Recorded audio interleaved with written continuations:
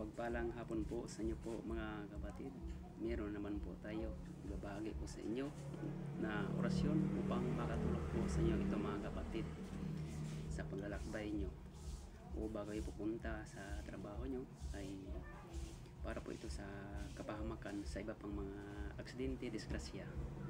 Ay dasalin nyo lang po ito mga kapatid ng 3 times at ihip nyo lang po ito mga kapatid sa dibdib ng 3 beses ng pakros at buhay din ito sa isang basong tubig ng 3 times din.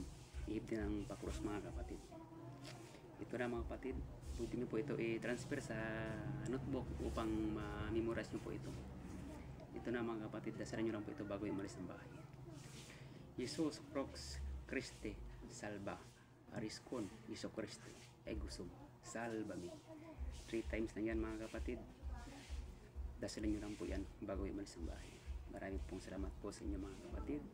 God bless you more. Ingat po kayo palagi mga kapatid.